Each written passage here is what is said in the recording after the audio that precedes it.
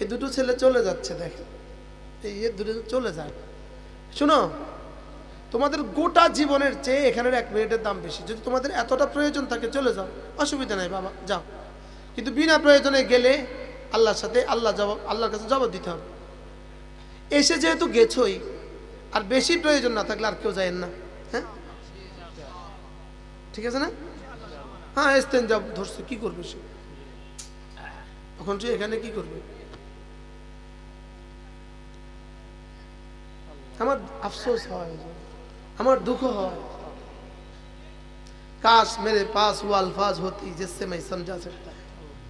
আল্লাহ তাআলার অগণিত অসংখ্য প্রশংসা, যিনি দয়া করে মেহেরবানি করে আমাকে আর আপনাকে কোরআন কারীমের নিসবতে, দাওয়াত ও তাবলীগের নিসবতে, জিক্র ও ফিকরের নিসবতে একত্রিত হয়ে কোরআন কারীম থেকে কিছু কথা বলার শোনার তৌফিক দান করেছেন, এর জন্য বলি আলহামদুলিল্লাহ। আমি আপনাদের সামনে অল্প সময় 2-4টা কথা মুযাকারা করব।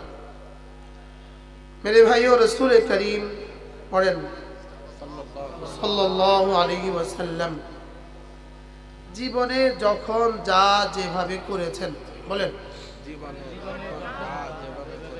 জীবনে যখন যা যেভাবে করেছেন তখন তা সেভাবে করা, এটার নামই হলো ইসলাম।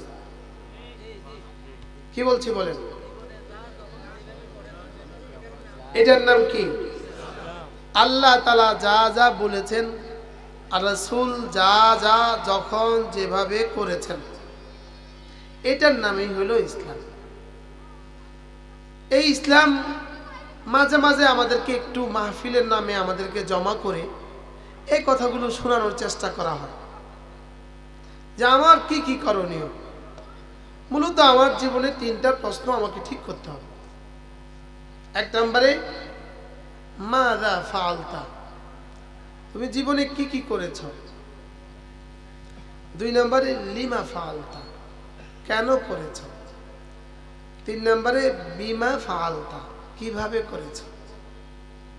বলেন কি, কেন, কিভাবে, বলেন। ভাই আল্লামা ইবনে কাইয়িম আল-জাওজিয়া লিখছেন, বলনা সামনে। হ্যাঁ, আরিফ আরিফ ওই বাইরে যাও, ওই যে যারা দাঁড়িয়ে আছে বসা, আর যদি বসতে না চায় সরায় দাও, যাও তুমি যাও, এক একজনকে বসায় দাও, যাকে পাবা তাকে বসাও। 1 মিনিট বসবে, ওই 1 মিনিট তার নাজাতের জরিয়া হবে, ওই 1 মিনিট।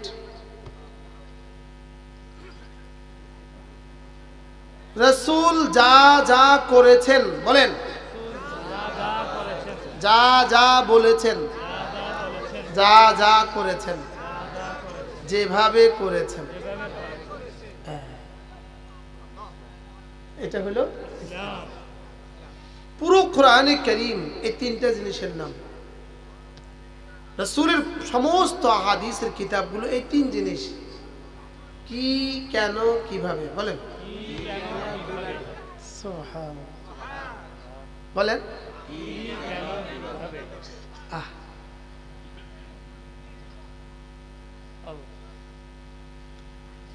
আল্লাহ তাআলা যা যা বলেছেন, রাসূল যা যা করেছেন। আল্লাহ তাআলা যা যা বলেছেন, রাসূল যা যা করেছেন, যা যা করেছেন। রাসূল বলেছেন এবং করেছেন, রাসূল বলেছেন এবং করেছেন, এটাই হইল দ্বীন, ব্যাস। আর বাকি কিছু ভাষা হইতে পারে, কিছু শব্দ হইতে পারে, কিন্তু দ্বীন রাসূল যা বলেছেন, রাসূল যা করেছেন। নামাজ, 5 ওয়াক্ত নামাজের পরে আল্লাহর নবী কি কি করেছেন, কি কি বলেছেন, এগুলো আমাকে কেন করতে হবে।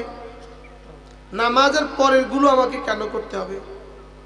নামাজের পরের গুলো আমাকে করতে হবে নামাজের পূর্ণতার জন্য। নামাজের কি বলেন, নামাজের পূর্ণতার জন্য। যেমন আমরা ভাত খেয়ে কেউ পান খায়, কেউ একটু ধনিয়া মুখে দেয়, কেউ একটু পেপসি খায়, এগুলো খাবার নয়, এগুলো খাবারকে পরিপূর্ণতা দান করে। দই খায়, খানা খানা বলে, এগুলো খাবার অংশ নয়, লাজিমি অংশ নয়, লেকিন এটা ছাড়া খাবার পরিপূর্ণ হয় না।